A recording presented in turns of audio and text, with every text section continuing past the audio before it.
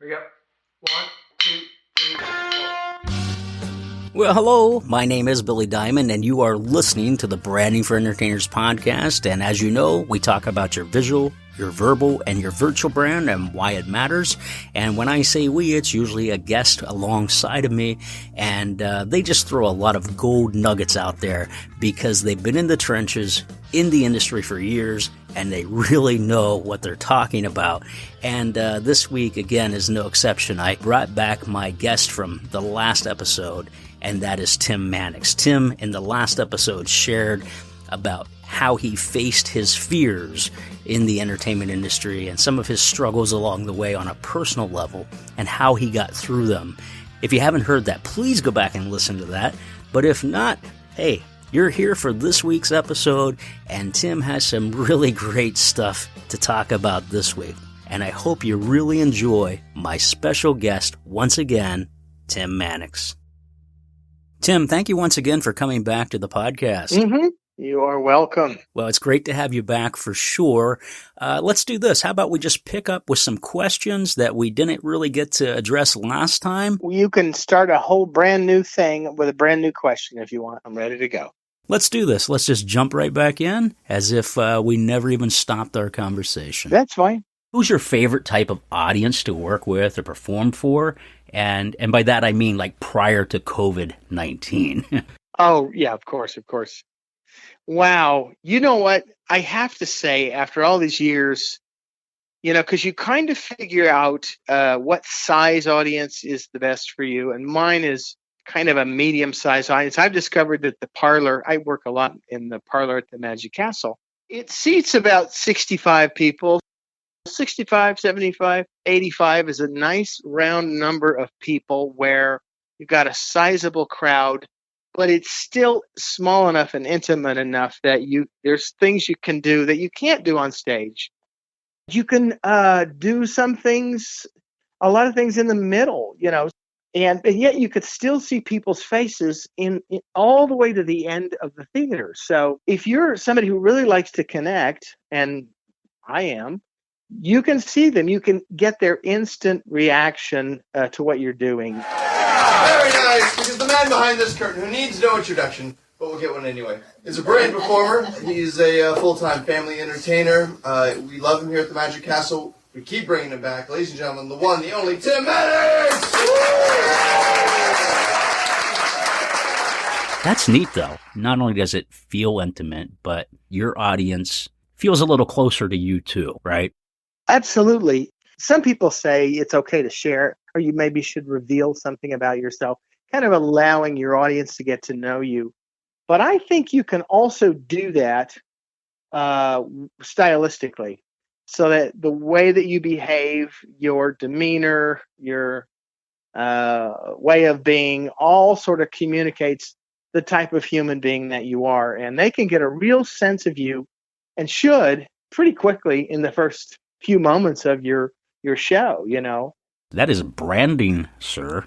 Right? Yeah. It's branding on a psychological level without necessarily saying it. You just said it, right? Yeah. That it really is that. So aside from the magic and aside from that psychology, there is the psychology of that intimate experience and them getting to know you a little bit closer and that feel. And as you said, just to reiterate, you're saying that without necessarily saying something necessarily personal, right? It's the way you're carrying yourself in that room. And I would be willing to bet that you carry yourself differently at that venue than you would carry yourself in front of, I don't know, say 5,000, 10,000 people on a large stage. I was trained in college as an actor and then studied out in Los Angeles for a while. And so if you've had any training like that, you understand that if you're in an environment like that, your actions have to be larger because you're playing to a much larger crowd. It's just like stage actors having to learn how to play small on the television screen or for movies. You don't have to be as big. Mm-hmm. You can show it in your eyes and in your expression rather than in your body. So there's that transference back and forth depending on the venue. Right.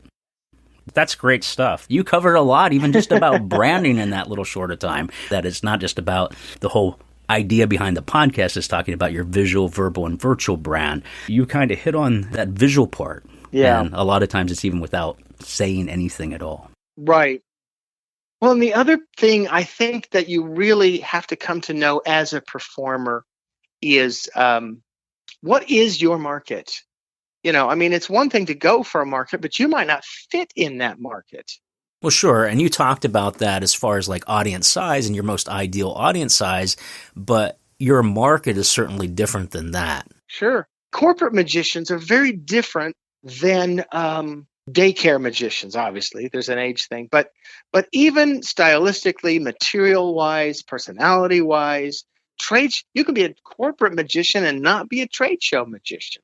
Those are two different animals. So you cannot be all things to all people. You have to find a market or, that you think that you would appeal to or that you'd like to go for, and then model yourself in your marketing.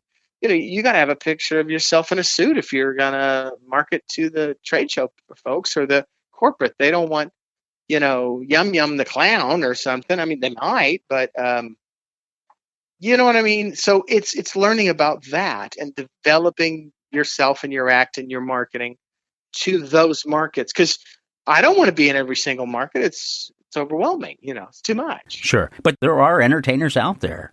Regardless of what kind of entertainer they are, they feel like I can do the family market, I can do the nightclub market, I can do the cruise ships. I agree. And my own philosophy is kind of exactly what I think you're trying to say is find your comfort zone. Yes. I think that's the biggest thing I always try to teach guys is find out who you are first, because that will dictate your market and what you love to do. Right. Now, you might be asking yourself, well, how does this relate to branding? Well, it does, and it also relates to marketing, because when you throw so much out there to people about, I do this, it becomes a very confusing message. So they don't know what you do. So if you just tighten it up in your marketing and in your branding, the presentation and the big package on the business end, I guarantee you that you will have a very, very niche market. It's true. I think the key is really getting in there and just treating it also like a business, because it is, whether it's full-time or part-time, it's really about not just honing a craft. Well, and we call it show business. It's interesting that the word show is first, because that is the very last piece of the equation. I mean, right. Other than getting the check. But so much has gone into the whole process, like you're talking about branding and who you are and your craft. And then if you don't advertise or market and study that so you know the difference. Absolutely is. And that's changing all the time too, Because the whole point of advertising and marketing is to get somebody to raise their hand and go, hey, I got to call that guy, or, hey, we want a show like they had. But really, the sales starts the moment you pick up that phone and they want kind of a description. Well, what do you do? You got to paint a picture for them.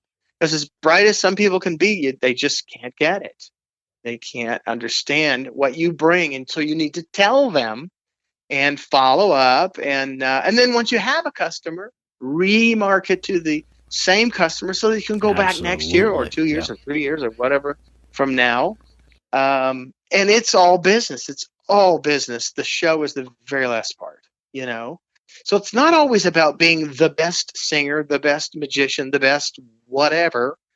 It's the person that knows how to market themselves and consistently kind of be in front of people so that people take note.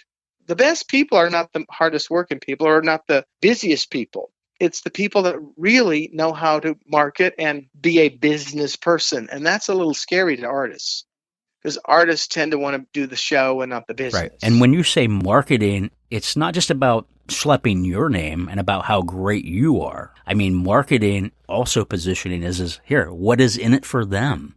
Right. And painting that picture. That's the key, I think. What's in it for them? They don't, they do care that you're good, right? Mm-hmm. I think at the end of the day, that's really all our customers or our clients, whatever you'd like to call them, that's really what they want. What is in it for them? Mm-hmm. What experience, what connection, what are they going to walk away with? Yeah.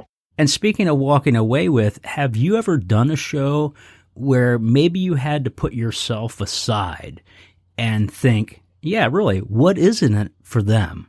how am I going to service them? How am I going to give them a great brand experience? Mm-hmm. I did a show out in Ventura. I got to the hotel, and it was 70th birthday for Johnny Cash's first wife, and I'm sorry I don't know her name, but it was Roseanne Cash's mom, and she was there, and her sisters were there. They were lovely. The room was L-shaped. Oh, my gosh. So L-shaped, maybe V, maybe call it a V. And the stage was in the middle, and you had one audience to the right and one audience to the left. They couldn't see each other. Oh, my goodness. And they would meet in the dance floor. And there was a buffet there, and there was a band behind me.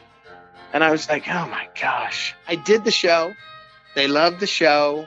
And I personalized it. Whatever the gal's name was, turned 70. You know, it was in the Ventura paper, so on and so forth. But I'd never run into a room in that space. And I just, okay, adjust. That's the big operative word, adjust. Because they're not going to adjust to you. Right. You have to adjust to them. And you can pre-plan as best you can and try and, but there's just some things you cannot get around.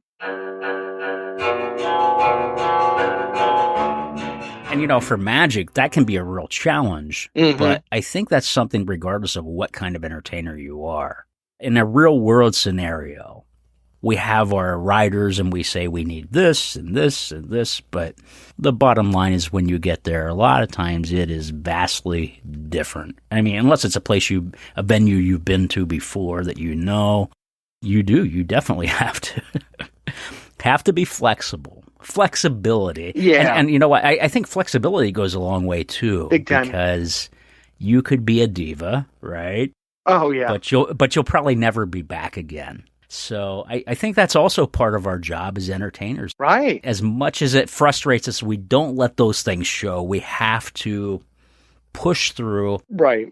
And just be the entertainer and be on. And really represent our brand in a positive way. Now, ask me how I know. Hey, I'm glad you asked, Tim. It's because for years, having writers and things like that, there are many times where I was a diva, and I realized that I really had to pull myself back many times because I didn't get what I needed or what I wanted. And so when we talk about this, flexibility is totally key. And, you know, there's a right way to do it and a wrong way to do it. And I still struggle with that at times, as I think a lot of guys do. But it is possible to represent your brand in a really positive way. So, yeah. Well, and everybody, whoever you are, you like people that are easy to work with. So be one, you know? Yeah. I mean, sometimes it's a little frustrating, but you can't let that show. You know, you just have to, okay, thank you, great, make the adjustment and move on, you know? It's a fine balance sometimes to get it right and realize that, you know what, we're there to serve people, not the other way around. And, man, it's really important that we get it right when we walk into a room, when we do our show. Yeah. And we represent our brand, because as creative types, it's really easy to, I need this and I want this, and because you want to give a perfect show, of course. Right.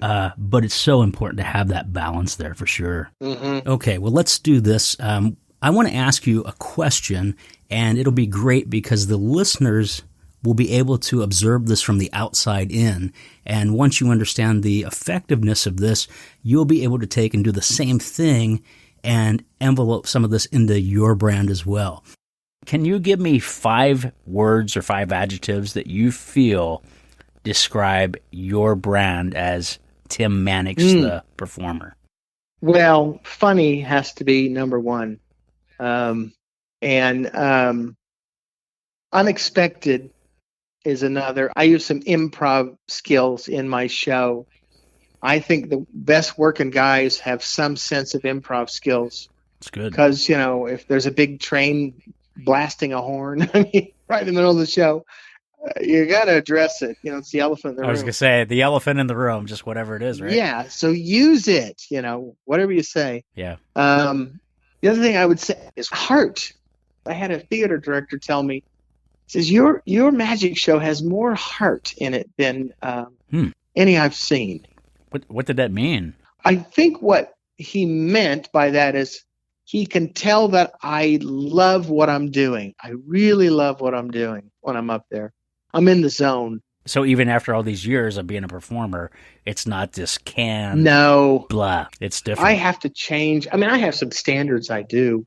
Sure. But I mix and match a lot because I get bored. And if I get bored, it's going to read from the audience. Yeah. And so I will change my routines. I'll plug something else in. There are things I've done before, but I just have to mix and match so that it keeps it interesting for me personally. Sure. So as long as I'm interested in what I'm doing and I'm interested in the audience and I'm interested in general, the show will be more interesting. So, Sure. But I think that's what he meant by your show has heart, is we can really see you are loving what you do. God, I'd have to say smart Alec. That's the toned down version. Is that the same as sarcasm or? Yes, because there's things I just can't not say, Okay. when I'm really in the zone and going, sometimes things come out of my mouth and I'm like, I can't believe I just said that. Or I'm almost hearing it when they do. And thank God they laugh, because I'm like, did I go too far?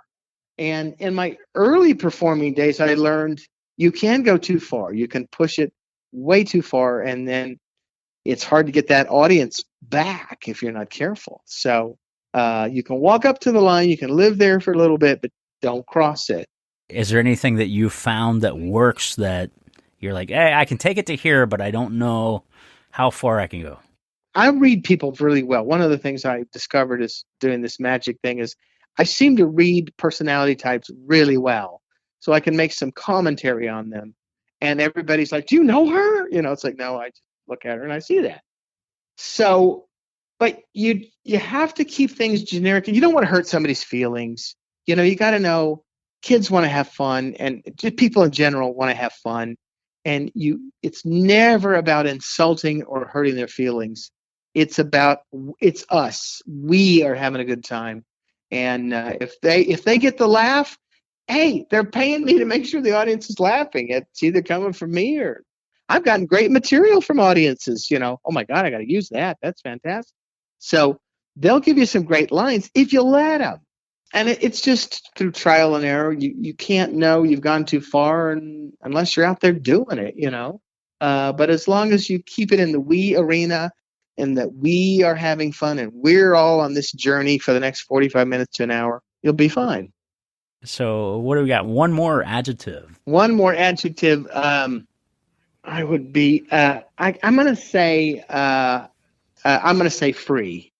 Because I'm super comfortable in front of an audience, and I'm unencumbered with myself. I have finally become the most me that I've ever been, and that's the goal, isn't it? Yes, it is. And I don't know about other people. Maybe people think that's a stupid comment, but when you're young or when you're encumbered with really caring what people think or all of that ridiculousness, you can't fully be free to say and be precisely who you are. And when I am my freest is when I'm my most funny, when I'm my most generous, when I'm my most self.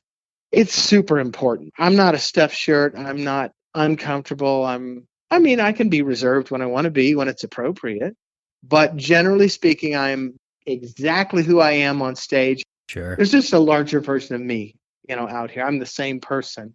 But I can exercise a little more because that's what they pay me for, to be on stage, to be a little more gregarious, a little more funny, a little more whatever. Absolutely. So out of those 5 adjectives or those 5 words that you described, would your 20-year-old self, would you have thought the same thing back then that you say now about you? Because those same things that you're saying, those 5 adjectives, those 5 words about you, are those same things that you're carrying out on stage today. Would you have been able to do that years ago? No way. So I think that's a key in teaching people about branding. Yeah. Finding out who you are. The sooner you find out about who you are as a person is so much key in the branding realm. And you do, right? I mean, I'm not even second guessing it, and we haven't talked about this prior, but those are the 5 things that I absolutely believe that you carry out on stage. It's not just, but you carry those in your everyday life too, right? Yeah. I think those are things that if you can see that on the early onset of your career and find out who you are, Right. or find out those things, you don't have to strive. You don't have to try to create this character. You're living those things of who you are as a person, and you're just taking them to the stage. Right. You're just extending those things. So thank you for sharing that. Yeah, thank you for that. I really had to think about those because I'm like, wow, what am I? Honestly, Tim, those are really, really good. And I think it's a good observation for other entertainers as well to kind of emulate and do the same thing. Because one thing that I know is over the years, I really tried to be somebody I wasn't, or somebody I emulated. And it's a really easy pattern to get stuck into, but this is a great tool that somebody can use and a great exercise as well. Listen, we're going to be back with Tim Mannix in just a moment. Stay tuned for more because you're not going to want to miss what is next with Tim Mannix. This is the segment of the podcast where I have a chance to kind of catch up with you a little bit on things that might be a little off topic from our current podcast episode, or sometimes I'll even use it to really drive home something important. In this case today, let's talk about reality. I can't believe that we are just 8 days away from Christmas. I think this has been one of the longest yet shortest years in history. In one sense, it's gone by so fast, and in another, our battle against COVID-19 has made it feel really super long. Now, I hope that you're being safe wherever you are. And I know this year is a little bit more stressful for everyone. Travel plans have changed. Lots of entertainers and people in our industry still either have very little work or none at all. And the list really goes on and on. I just want to encourage you this holiday season to hold on to hope. Also, take time to find joy in the things that are important to you, whether that's friends, family, or perhaps a newfound hobby. If you're not out there performing and doing what you love, work on your business. It's the perfect time to do so. Now, chances are, if you're listening to this podcast, you already have a business mindset and are eager to learn more about the business side of show business. It's my hope to have one more podcast episode for you before we close out 2020. In the next Branding for Entertainers podcast, we're going to talk about how colors affect perceptions and behaviors, and whether or not they persuade buyers to consider specific brands or make a purchase. And also, we're going to talk about the importance of color usage within your brand. One final thing to mention, if you go over to our website at brandingentertainers.com, we're running a site-wide sale for all of our products and services. Head on over to the site and you'll see the coupon code for checkout. You'll be able to take advantage of 20% off of everything until December 31st. This podcast helps entertainers grow and become someone that your clients and audience remember long after your gig is over. And now, let's get on with our show. If you were a car, Tim Mannix, what brand of car would you be? Well, this is kind of, I play this game.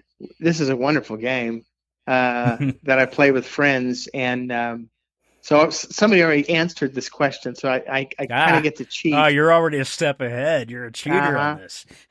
I'm a deceiver. But the answer was so good, I'm going to give it to you. And of course, the follow-up question will be as why. So you already know this. And here it is. I would be an ice cream truck. Wow. Because I bring so much good, fun, colorful energy into the world to share. Oh my gosh. I love that. Isn't that great? You're not a Ferrari. You're not a Porsche. You are a freaking bells and whistles, music playing, ice cream truck. Yep. I love it. Isn't that great? I love it. I love that.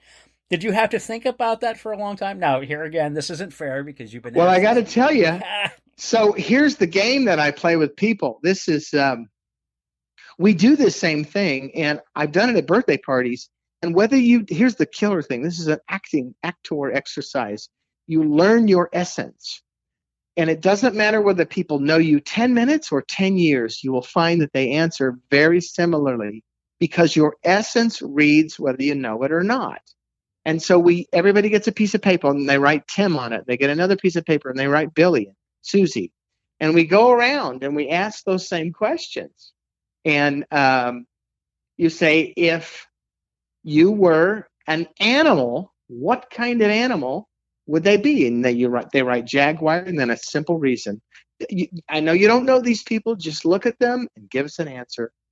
And what we found in action exercises when we went out into the world was complete strangers could tell whether you were a jerk or a nice guy or kind of thoughtful or pensive or arrogant. We gave them a list and they just circled words.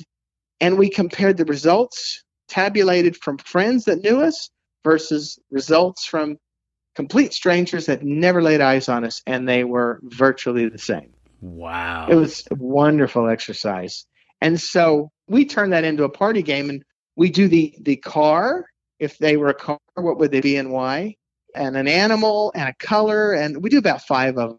And we go around and we share. There's so many sweet moments because people are creative and wonderful. And then you get to take all of those pages home from all of those 10 people and read what kind of animal you were and why. It's pretty cool. That is cool because it does get to the essence and the root of who you are as a person, who you should be as a performer, who you should be as a brand.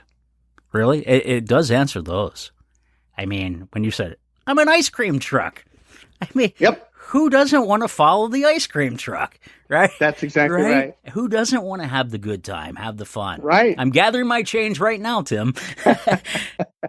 To me, those are really neat, important questions that any entertainer can ask themselves, right? The car, like the things you just said, the car, the animal, all these different things. It doesn't require a whole lot of thought, but it does require thought as to, well, why? It could be, what time of day are you and why?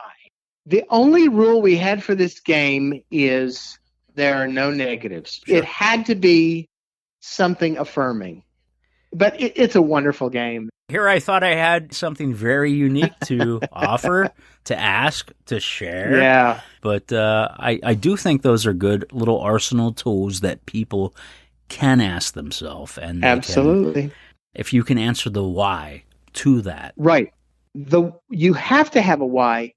I think it also kind of directs you to your market. Not just who you are as a performer, but it directs you to the why of why do I perform in this market and not this market. You have to have a why. Well, isn't that just, exactly like life itself? If you have a why and it's not big enough, get a bigger why. But you got to have a why. Why are you doing this? Why do you want to go there? Why is that a goal? Well, just because? Can be, but you need a why. Otherwise, the goal is like, well, it's kind of vanilla. It's like, well, why, And that's why in that game, why are they an ice cream truck? That's an interesting choice, but tell us why. And by the way, why are you the ice cream truck, Tim?